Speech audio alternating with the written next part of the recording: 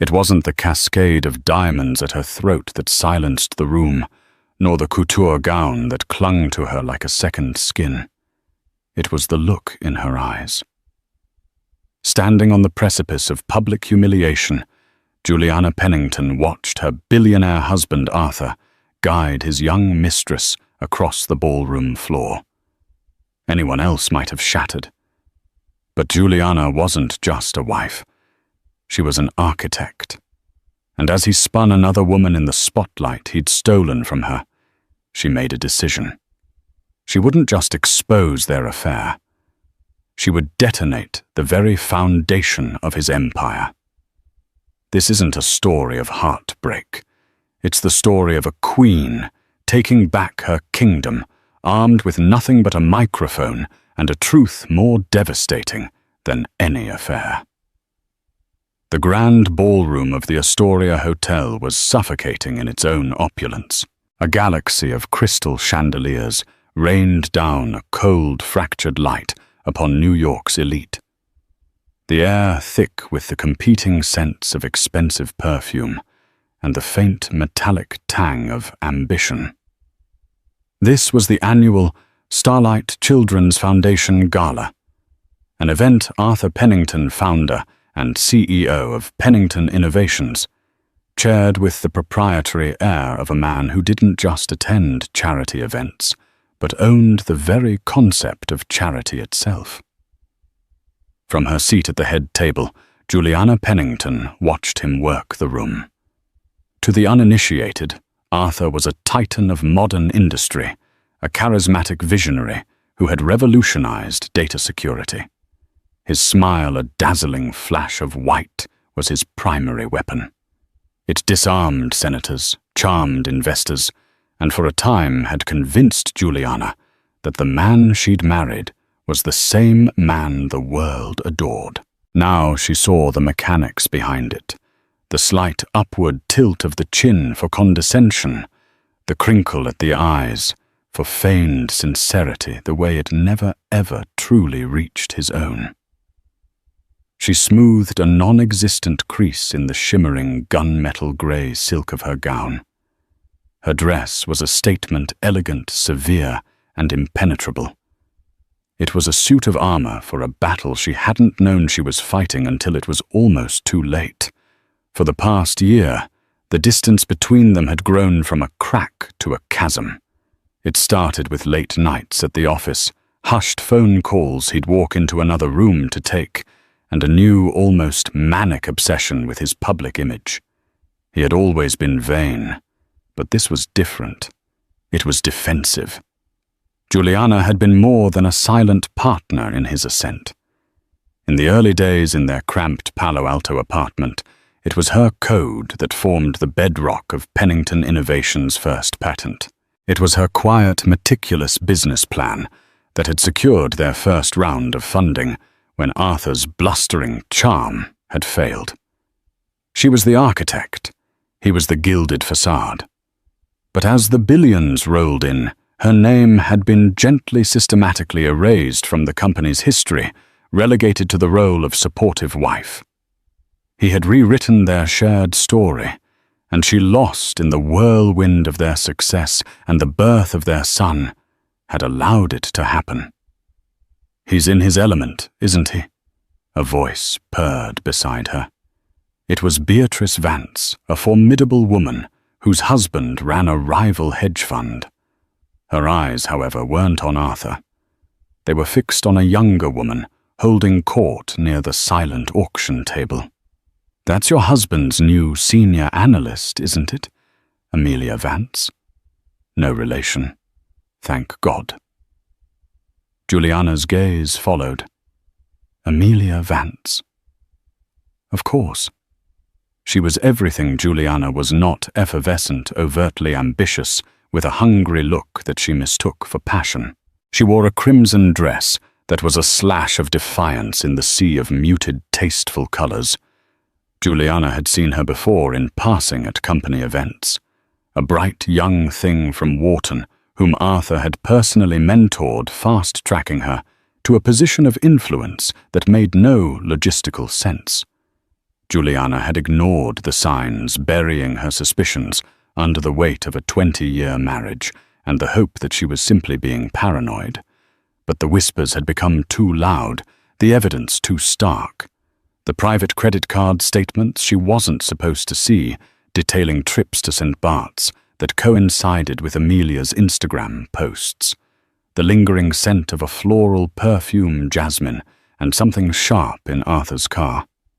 "She certainly made an impression," Juliana replied, her voice a placid lake over a churning abyss. "She's made something dear," Beatrice muttered, taking a delicate sip of her champagne. Arthur was laughing now, a deep, booming sound that commanded attention. He had his hand on the small of Amelia's back. It was a gesture of ownership, casual and confident, performed for an audience he believed was too dazzled by his brilliance to see the betrayal. But Juliana saw it, and in that moment she felt the last vestiges of her denial crumble into dust. The pain was a physical thing, a shard of ice in her chest. But beneath the pain, something else was crystallizing, a cold, hard resolve. She had tolerated the sidelining, the erasure of her contributions, the slow, painful death of their partnership. She had convinced herself it was the price of the life they had built, the price of stability for their son Alexander, who was safely away at boarding school, shielded from this toxic charade. But this public spectacle of humiliation was a line he had not just crossed, but danced upon. Arthur finally returned to the table, his face flushed with adoration, not for her, but from the sycophants he'd just left. "Juliana, darling, you're looking tense. Have a drink. Enjoy the evening we've put together." He gestured expansively, as if he had personally hung the chandeliers. "I am enjoying it, Arthur," she said, her voice unnervingly calm. "I'm finding it all very illuminating." His smile faltered for a fraction of a second. He searched her face, looking for the familiar acquiescence, the gentle deference he had come to expect. He found none. He saw only a stranger, a woman with eyes like polished steel. "Good," he said, turning away, already scanning the crowd for his next admirer. "The auction for the pediatric wing is about to begin. My speech is after. I'll expect you to be smiling." It wasn't a request. It was an order. One last order she would pretend to obey. As the lights dimmed and the auctioneer took the stage, Juliana discreetly slid her hand into her evening bag. She didn't touch the spare lipstick or the compact mirror. Her fingers closed around a small, sleek USB drive. It contained a different kind of truth. Not just the truth of his infidelity, but the truth of his success. The truth of a project code-named Chimera. She had stumbled upon it by accident, looking for an old tax document on their home server. A mislabeled folder, a password that was with grim irony, her own birthday. Inseen was a labyrinth of deception. Shell corporations falsified data reports submitted to investors, backdoors built into the security software they sold to Fortune 500 companies, software she had helped design. He had taken her brilliant protective code and twisted it into a skeleton key, selling security on the one hand, while creating vulnerabilities he could exploit on the other. And the architect of this fraudulent data scheme, the one who managed the flow of information and cooked the books. The project lead was listed as A. Vance. Amelia. It all clicked into place. The affair wasn't just a sordid dalliance. It was a business partnership. Amelia wasn't just a mistress. She was an accomplice. Arthur hadn't just betrayed his marriage. He had betrayed every client, every investor, and the very principles on which their empire was supposedly built. The auctioneer's voice droned on, listing off 7-figure bids for luxury vacations and priceless art. Juliana felt strangely detached, as if she were watching a film of her own life. She saw the path ahead with terrifying clarity. She could remain silent, keep her gilded cage, and let the poison spread. Or she could burn it all to the ground. Arthur patted her hand, a perfunctory, possessive gesture. "Get ready to be proud of me, darling." "Oh, Arthur," she said, looking him directly in the eye, a faint, chilling smile touching her lips. "I have no doubt that tonight will be a night you'll never forget." The final bid for a week on Richard Branson's private island closed at a staggering $2 million, drawing a wave of performative applause. The auctioneer, a man with a voice as smooth as aged whiskey, beamed at the crowd. "And now, ladies and gentlemen, it is my distinct honor to introduce the man whose vision and generosity make nights like this possible. The chairman of the Starlight Children's Foundation, the titan of technology. Please welcome Mr. Arthur Pennington." A spotlight found Arthur as he rose from his chair. He buttoned his tuxedo jacket, basking in the adulation. He gave Juliana's shoulder a final proprietary squeeze. "Here we go," he whispered, his breath smelling of champagne and self-satisfaction. He strode toward the stage, his gait filled with the unshakable confidence of a man who believed he was the master of his own universe. Juliana watched him go, her heart a cold, heavy stone in her chest. This was the moment. The point of no return. Arthur's speech was exactly what she expected, a masterful tapestry of feigned humility and carefully crafted sound bites. He spoke of hope, of legacy, of the profound responsibility that came with great wealth. He painted a picture of himself as a benevolent king, bestowing his blessings upon the less fortunate. The crowd was captivated, hanging on every word. "We are not just building a company," he declared, his voice resonating with rehearsed passion. "We are building a better future, a more secure future for our children." Juliana almost laughed at the irony. A secure future built on a foundation of lies. Then came the part she knew was coming, the part that was for an audience of one, Amelia. "And of course, none of this is possible without inspiration," Arthur continued, letting his gaze drift from the teleprompter. He scanned the crowd, and with the subtlety of a freight train, his eyes landed on the slash of crimson in the third row. He smiled a private, intimate smile that was horrifyingly public, to the fire that fuels the engine, to the spark of brilliance that challenges us to be better. The room was silent, but 1,000 unspoken messages crackled in the air. People shifted in their seats. Glances were exchanged. The temperature seemed to drop several degrees. Juliana felt the stares of 100 people, a mixture of pity and morbid curiosity. She was no longer Juliana Pennington, a woman of substance and intellect. She was the wife, a tragic figure in a drama not of her own making. The humiliation was a physical force pressing down on her, trying to crush her. She could feel her composure threatening to crack. The sting of tears pricked at the back of her eyes. She could flee. She could run to the powder room and collapse in a heap of grey silk and shattered dignity. That was what everyone expected. That was what he expected. But as she looked at Arthur preening on stage, and at Amelia, who was now looking down with a demure yet triumphant smile, the grief inside her flash froze into something harder, something more potent rage. A pure, clarifying rage that burned away the pain and left only purpose. He was not just disrespecting her. He was using this stage, this noble cause, as a backdrop for his sordid little power play. He was desecrating the memory of the company they had built together, the dreams they had once shared. Arthur finished his speech to thunderous applause and a standing ovation. As the lights came up slightly, a live orchestra began to play a soft, romantic ballad.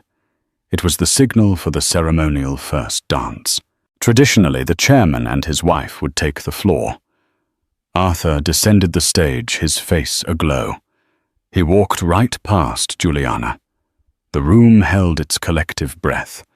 With a confidence that was breathtaking in its audacity, he extended his hand, not to his wife of 20 years, but to the woman in the crimson dress, to Amelia Vance. Amelia looked momentarily surprised, a flicker of what might have been genuine shock or expertly feigned modesty. She glanced at Juliana, a silent, insolent question in her eyes. Then she placed her hand in Arthur's. The gasps were audible now, sharp intakes of breath rippling through the ballroom. Beatrice Vance, sitting beside Juliana, reached out and placed a hand on her arm. "That man," she hissed, "has no soul." Juliana didn't flinch. She watched them walk to the center of the vast, polished dance floor. The orchestra, after a moment of confused hesitation, swelled into the melody of a classic waltz. Arthur placed one hand on Amelia's waist, the other engulfing her hand, and began to move. They were a striking couple. His commanding presence, her youthful fire. They moved with a practiced ease that spoke of hours spent together away from the prying eyes of the world. Now they were broadcasting their intimacy, turning the dance floor into their own private island, inviting 1,000 people to witness Juliana's ultimate disgrace. Every turn, every dip, every shared smile was a fresh cut. He was erasing her, publicly replacing her, declaring her obsolete. The pitying stares intensified, but Juliana no longer felt them. She was insulated by her newfound purpose. She was no longer watching a betrayal. She was watching a target position himself perfectly in her sights. She rose from her chair. Her movement was so deliberate, so calm, that it commanded more attention than a hysterical outburst ever could. Beatrice's hand fell away. A hush began to spread from their table outwards, as people noticed the wife, the scorned wife, was now on her feet. She did not look at the dancing couple. Her eyes were fixed on the stage, which the MC was now approaching to thank Arthur for his speech. Juliana's path was clear. With a straight back and a steady, measured pace, she began to walk. She walked past tables of stunned onlookers, her gunmetal grey dress a whisper of steel moving through the gilded chaos. Arthur lost in his triumph, and Amelia's adoring gaze hadn't noticed.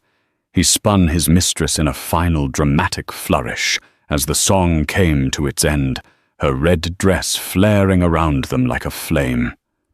By the time he looked up, basking in the awkward, scattered applause, it was too late.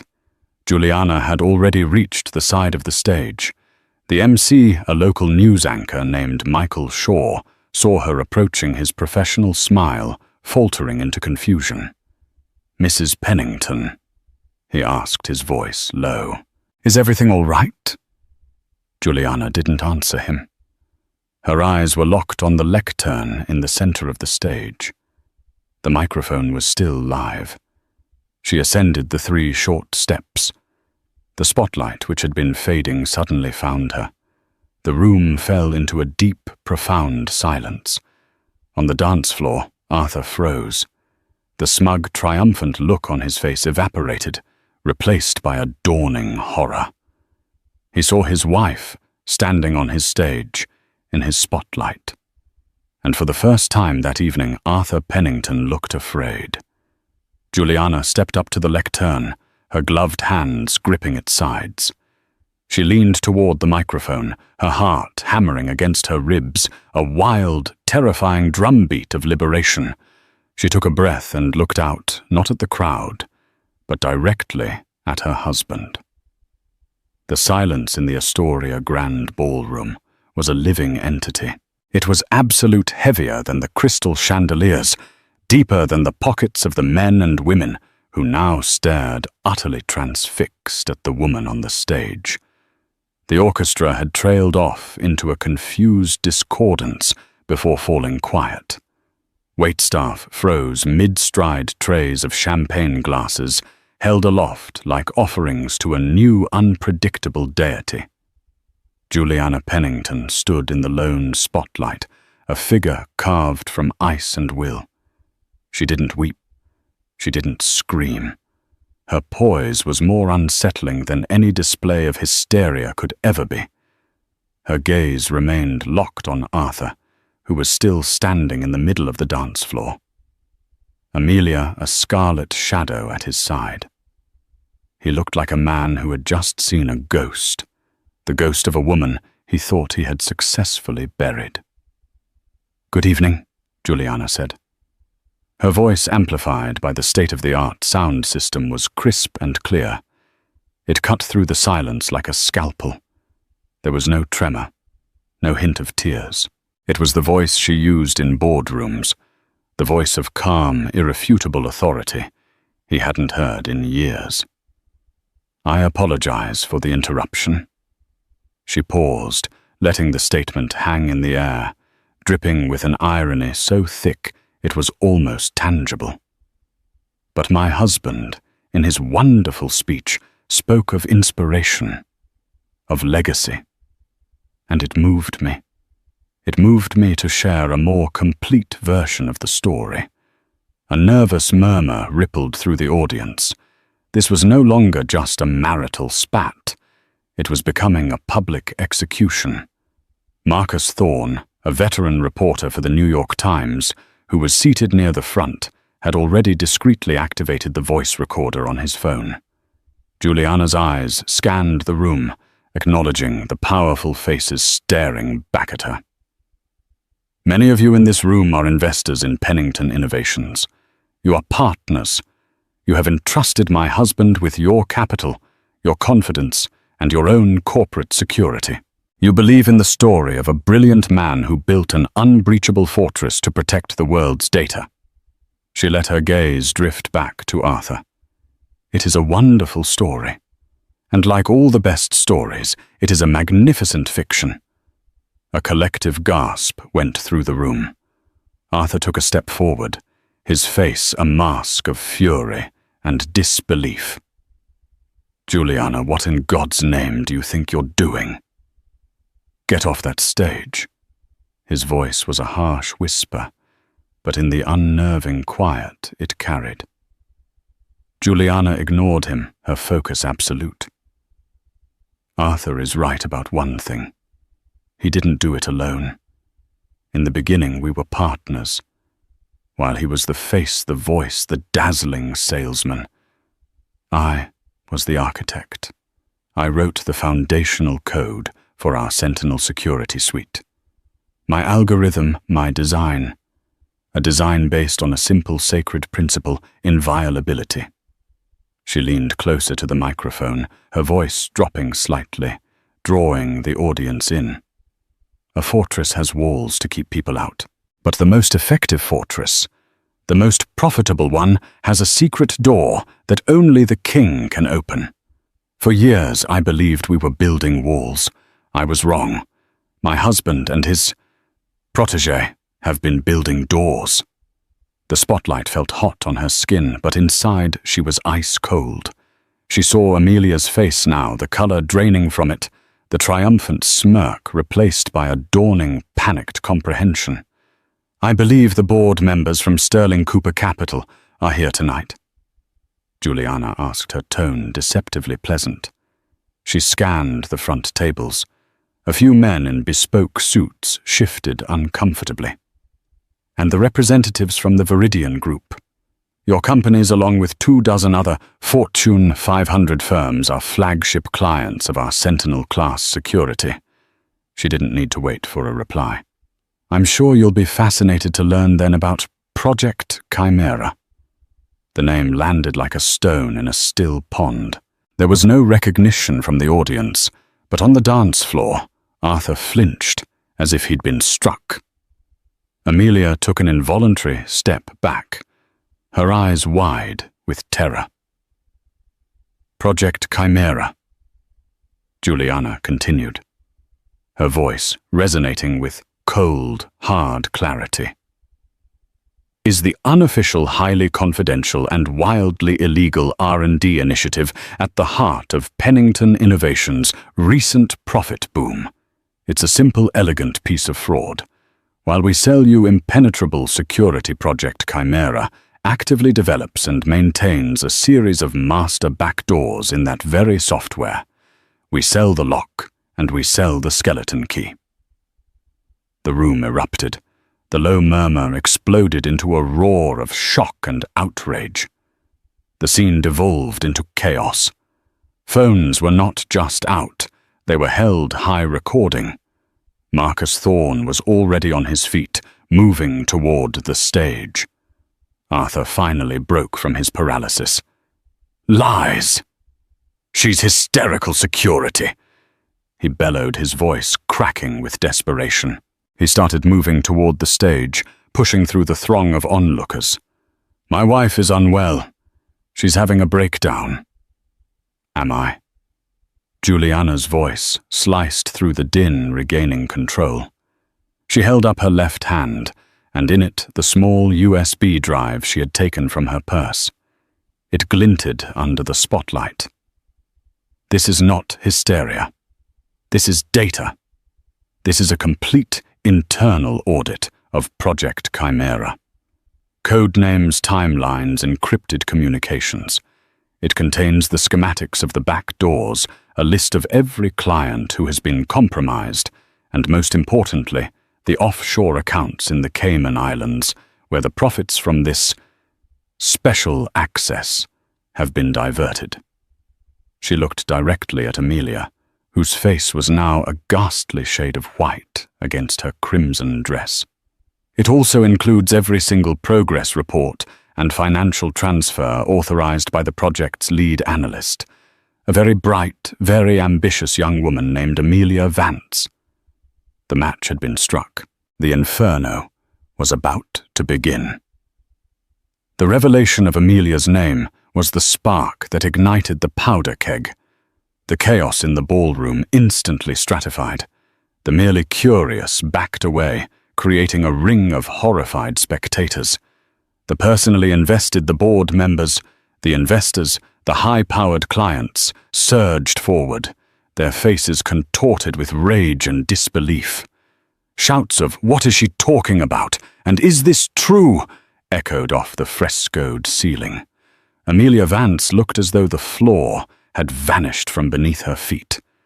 Her carefully constructed world of ambition, seduction, and power had been vaporized in a single, perfectly enunciated sentence. She looked from Juliana's cold, implacable face on the stage to Arthur's approaching storm of fury, and her composure shattered. She was no longer a brilliant analyst or a coveted mistress. She was a cornered animal. "He made me," she stammered, the words barely audible, directed at no one and everyone.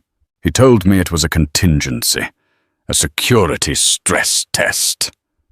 Arthur finally reached the foot of the stage, his handsome face purple with rage.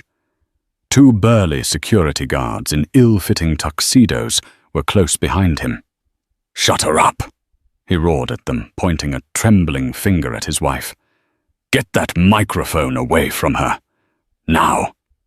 But the guards hesitated, caught between the fury of their billionaire benefactor and the surreal high-stakes drama unfolding before them. They were security for a charity gala, prepared for drunkards and gate crashers, not for the live broadcast implosion of a corporate empire. Juliana held her ground, the USB drive held up like a talisman.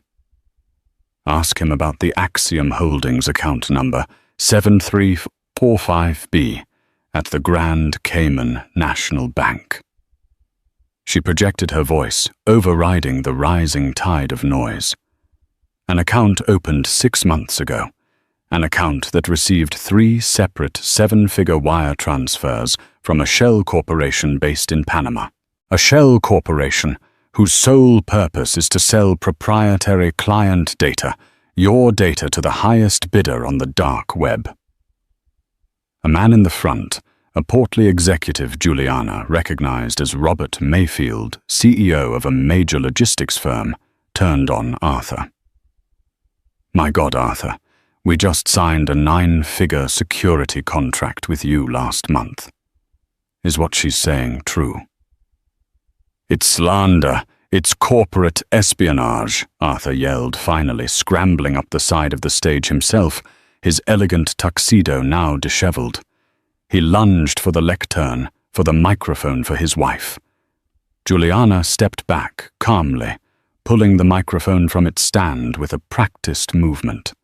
She never took her eyes off him. "He will tell you I'm vindictive. He will tell you I'm a scorned woman, seeking revenge for his infidelity." She gestured with her free hand toward the dance floor, where Amelia stood weeping openly now. "And he is not wrong. I am a scorned woman. He made sure of that tonight.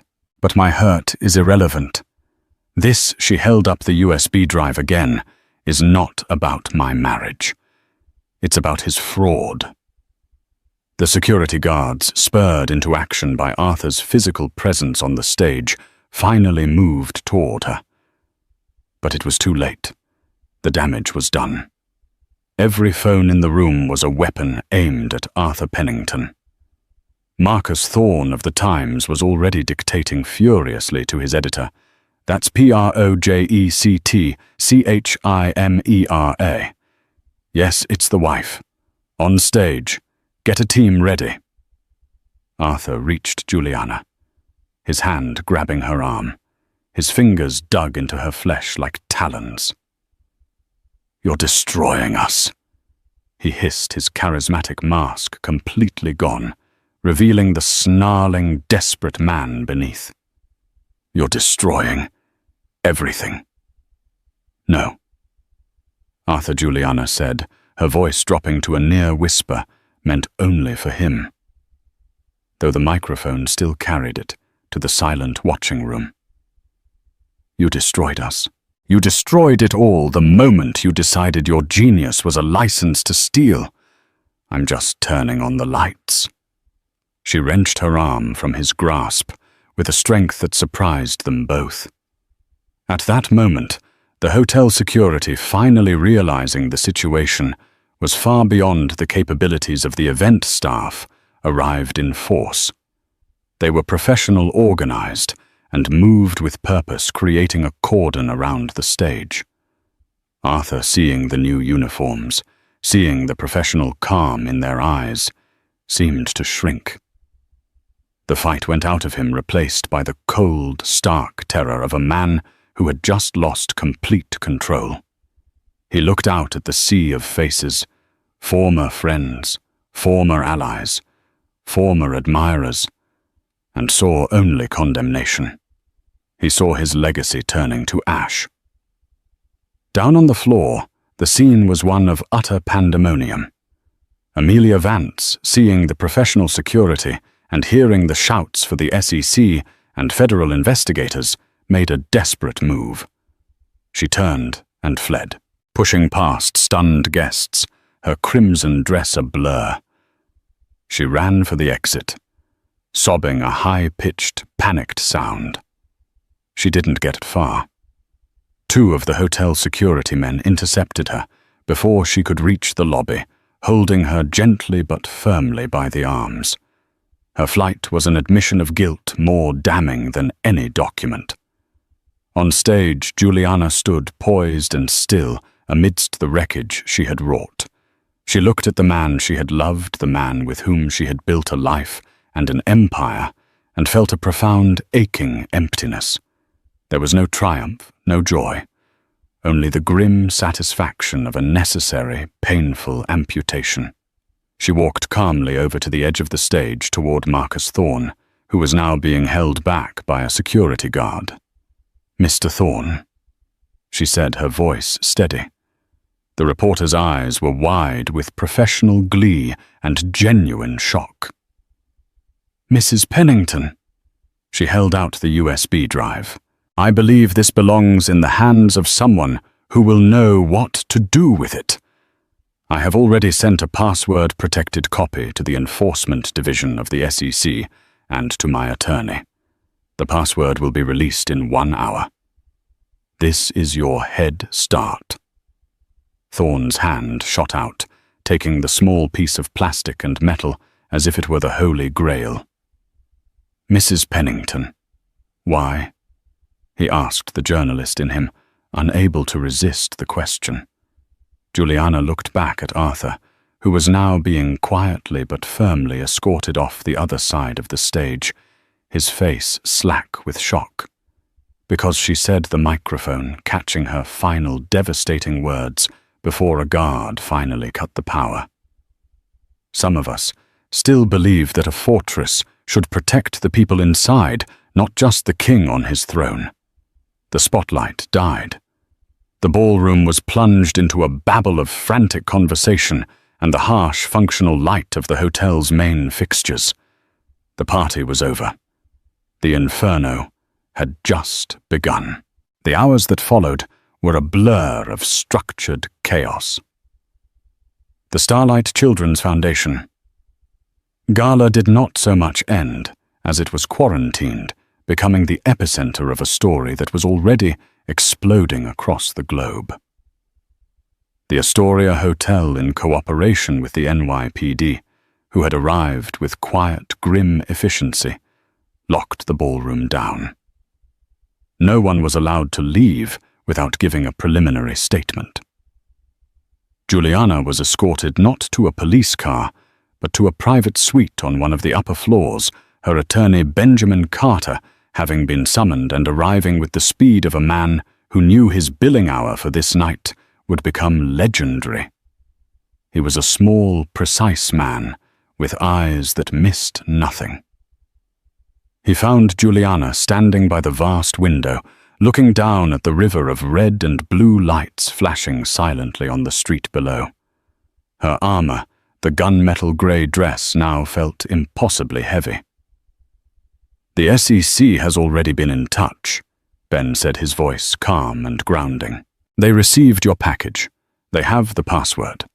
An emergency injunction is being filed to freeze all Pennington Innovations assets, personal and corporate. Arthur and Ms. Vance are being held for questioning in separate locations. It's moving fast, Juliana. Faster than I've ever seen." "Good," she said, her voice distant. She hadn't asked about her son, Alexander. He was safe at his school hundreds of miles away, but she knew this tidal wave would reach him eventually. The thought was a fresh stab of pain, a cost she had calculated, but still dreaded paying. Marcus Thorne's initial online report broke the internet an hour ago. Ben continued looking at his phone. "The Pennington Papers," he's calling it. "The stock is already in freefall in after-hours trading. It will be worthless by morning. You didn't just expose a fraud, Juliana.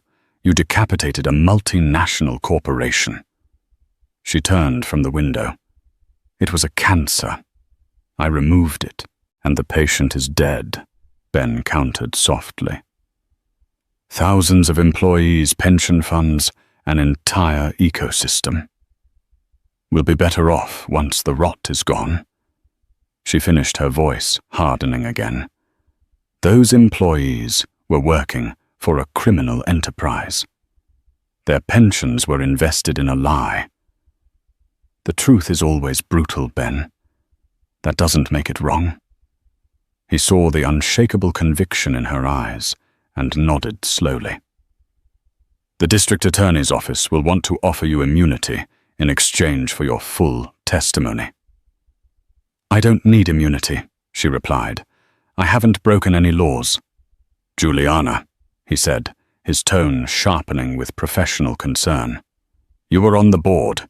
You were a co-founder. They will argue you must have known. that your silence was complicity. This was the part she had prepared for the move in the chess game she knew was coming. I have my own documentation, my logs, my own internal audits from the moment I suspected something was wrong. Voicemails I saved, emails I flagged. I have a clear documented timeline of my own discovery.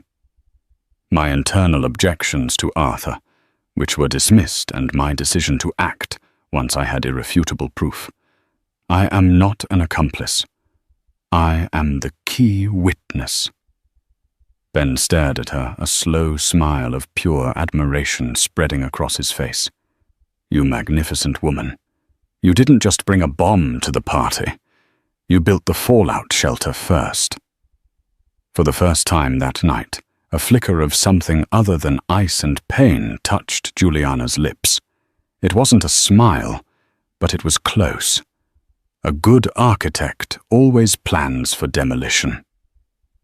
Downstairs, the gilded cage had become an interrogation room. Arthur Pennington, stripped of his charm and his power, sat in a hotel conference room that now served as a makeshift command post. His bravado had evaporated, replaced by a sullen, petulant silence. He demanded his own lawyer, refusing to answer any questions. He kept looking at the door, as if expecting someone to walk in and tell him this was all a terrible misunderstanding. No one came. In another room, Amelia Vance had crumbled completely. Her confession, interspersed with hysterical sobs, tumbled out.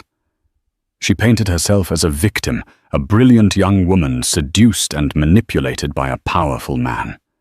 She claimed she thought Project Chimera was a theoretical exercise, that she didn't understand the true implications until it was too late. But the digital trail Juliana had provided was absolute. Amelia's digital signature was on every fraudulent report, every illegal transfer. She was not a pawn, she was the project manager. Her desperation was not that of an innocent, but of a co-conspirator who had been outplayed. As the sun began to rise over the city, casting long grey shadows across the deserted ballroom, Juliana knew her old life was over. The homes, the jets, the status, all of it was gone, incinerated in the fire she had started. The name Pennington, once a symbol of innovation and success, would now be synonymous with disgrace.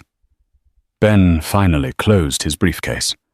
They're ready for you to give your formal statement. After that, I'm taking you to a secure location. The press is already camped outside your townhouse. It's going to be a storm. Juliana nodded. She felt strangely calm. The weight of her secret of her husband's betrayal had been lifted. In its place was a vast, uncertain future. She had lost her past and torched her present. But for the first time in a very long time, she felt free. As they walked toward the door, Ben paused. Are you ready for this? Juliana looked at her reflection in the dark glass of the hotel window. The exhausted woman in the impossibly expensive dress looked back at her. The queen was in ruins. Her castle was gone. But she was still the queen. I've been ready for a long time, she said. Let's begin. She had walked into the gala as a billionaire's wife. She was walking out as the architect of his downfall, the guardian of a truth he had tried to bury, and the master of her own uncertain fate. The dance was over, but her new life was just beginning. 6 weeks. It had been 6 weeks since the world had tilted on its axis in the Astoria Grand Ballroom. For Juliana, time had become a strange, fluid concept. The days were long and quiet, marked only by the shifting tides outside the windows of the secluded Hamptons beach house where Ben Carter had installed her. The nights were longer, filled with the phantom echoes of a life that no longer existed. The storm she had unleashed had been more ferocious than even she had anticipated.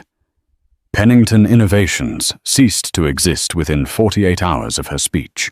The stock, which had once been the darling of the Nasdaq, was delisted after its value was reduced to fractions of a cent. The sleek glass and steel headquarters in Silicon Valley, once a symbol of impenetrable security, was now a tomb swarmed by federal agents and court-appointed liquidators picking over its bones. The media had dubbed it the Great Unraveling. Arthur and Amelia were no longer just disgraced figures from a society gala. They were characters in a federal indictment. Their journey through the legal system was a spectacle of contrasts. Arthur, released on a multi-million-dollar bail bond secured against the last of his untainted assets, was a portrait of belligerent denial. Photographed entering his lawyer's office, he was always impeccably dressed, his face set in a scowl of indignation. His legal strategy was aggressive and ugly, to paint Juliana as a mentally unstable, vindictive shrew who conspired with corporate rivals to destroy him out of jealousy.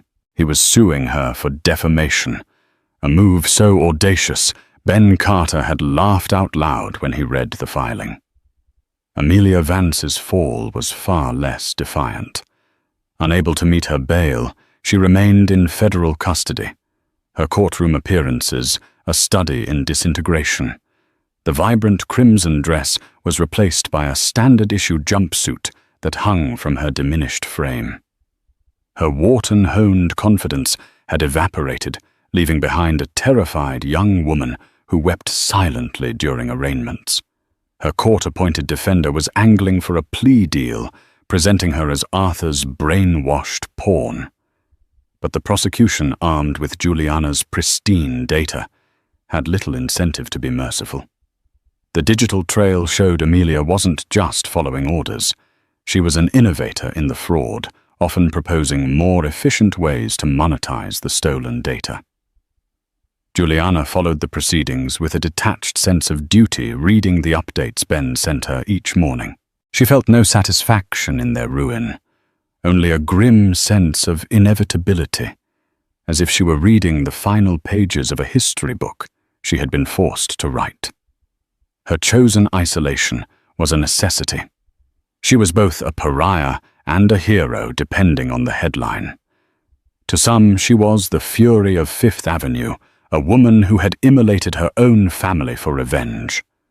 To others, especially in tech and finance circles, she was the architect, a whistleblower of unparalleled courage.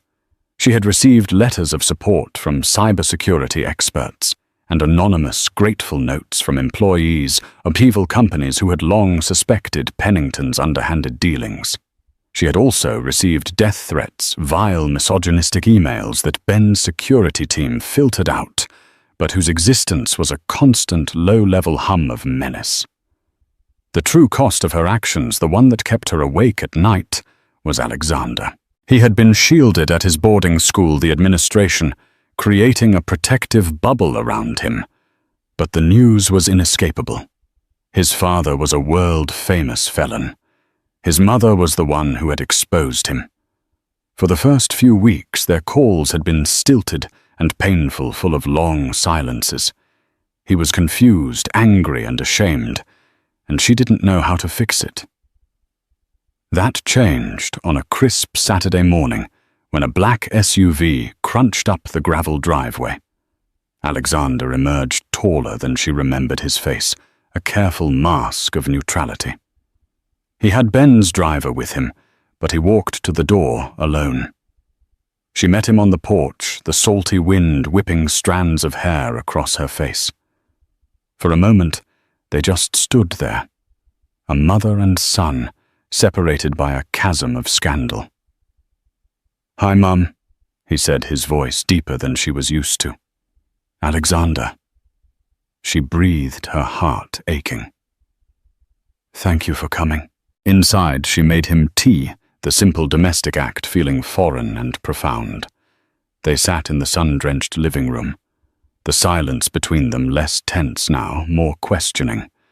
"I read the full indictment," he said, finally, not looking at her. "The one the Times published. All the details about Project Chimera." Juliana gripped her mug. I see.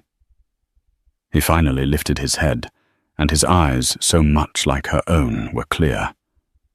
He used my birthday as the password for the offshore holding account. The main one. The casual cruelty of it hit Juliana with the force of a physical blow. She had known the password to the initial folder was her birthday, a sick piece of poetic irony. But for Arthur to use their son's birth date to secure the profits of his greatest crime was a level of profane narcissism that still had the power to shock her. He told me it was all your fault, Alexander said, his voice thick with emotion. That you were crazy, that you were trying to hurt him because of her. What do you believe? Juliana asked, her voice quiet.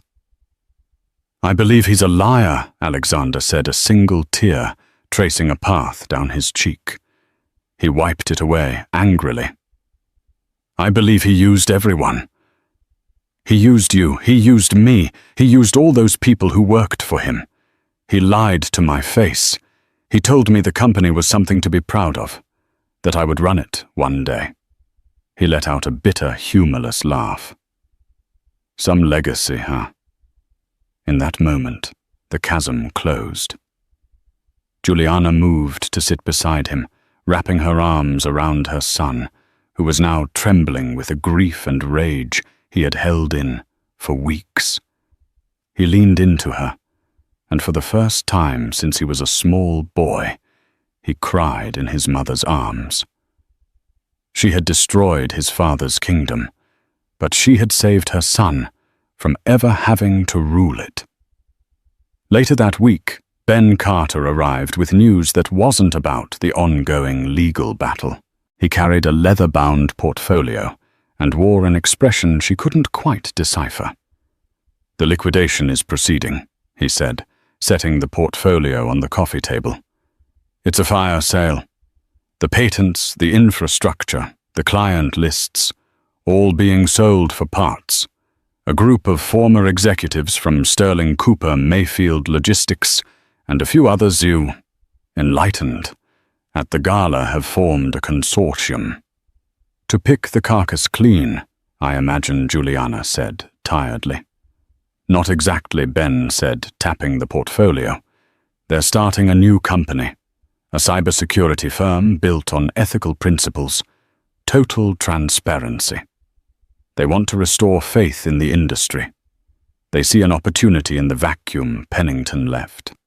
Good for them, she said, uninterested. Ben opened the portfolio.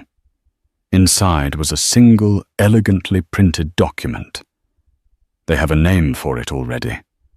They're calling it Juliana Systems. She stared at him, speechless. It's more than a name, Juliana. It's an offer. They want you. Not as a figurehead. Not as a silent partner. They want you as Chief Technology Officer. They want the architect back.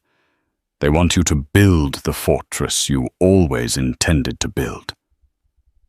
He slid the document across the table. It was a formal offer with a salary figure that was substantial, but it was the equity stake that was staggering.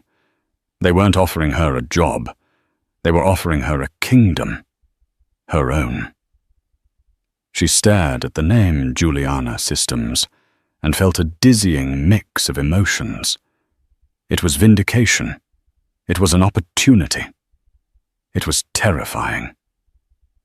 Could she step back into that world? The world that had cost her so much. Before she could answer, Ben's expression sobered. There's something else, he said, his voice lowering. Something my security guy picked up.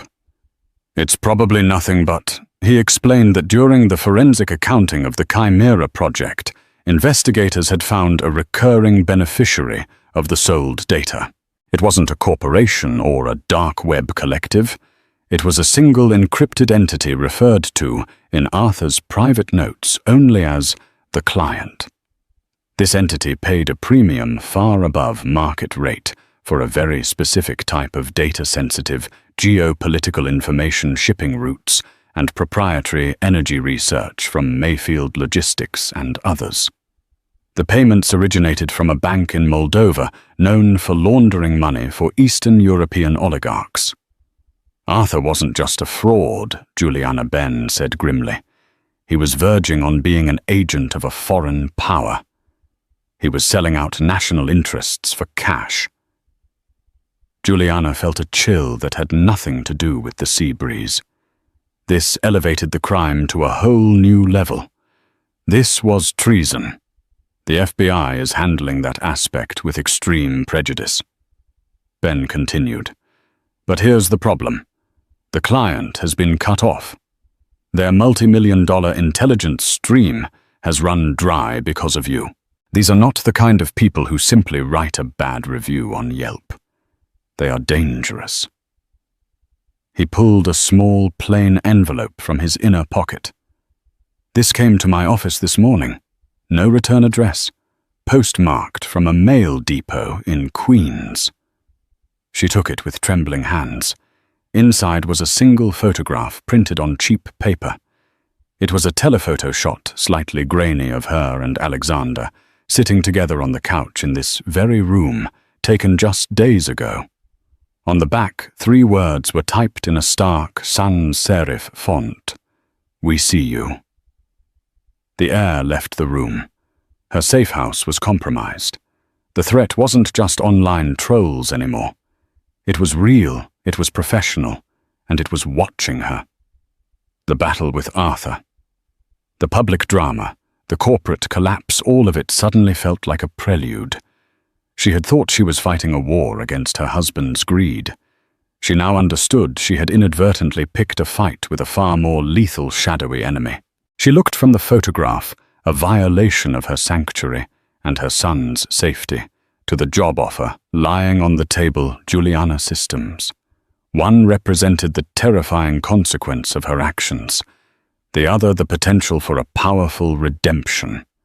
They were 2 sides of the same coin, her past and her future. The fear was a cold knot in her stomach, but as she looked at her name on that document, something else ignited within her. It was the same cold, clarifying rage she had felt at the gala. These people, these faceless monsters, thought they could intimidate her, thought she would run and hide. They had mistaken her for someone else. She slid the photograph back into the envelope and pushed it aside. She picked up the offer from Juliana Systems. Ben, she said, her voice devoid of any tremor. Call them. Tell them I accept. Her eyes met his, and he could see the steel returning. But I have some conditions. The first is that my new company's first client will be the United States government. And our first project, she said, her voice dropping to a steely whisper, will be to design a system so secure it can hunt down the very people who think they can hide in the shadows. I'm not going to be their victim. I'm going to be their competition. So the empire of glass and lies shattered on the floor of the Astoria ballroom. Arthur Pennington the Titan was brought down, not by a market crash or a corporate raider, but by the quiet, methodical wife he had underestimated. Juliana walked away from the wreckage, trading a life of gilded misery for a future she would write on her own terms. But the story doesn't end there. What happens to the thousands of employees? What sentence awaits Arthur and his accomplice, Amelia? And what would you have done in Juliana's shoes? Would you have chosen silent security over explosive, devastating truth? If this story of shattered facades and a woman's epic reclamation of power gripped you, please show your support by hitting that like button. Share this video with anyone who loves high-stakes drama and justice served cold. And most importantly, subscribe to the channel and ring that notification bell. We have so many more stories of truth lies and the moments that change everything. and you won't want to miss a single one.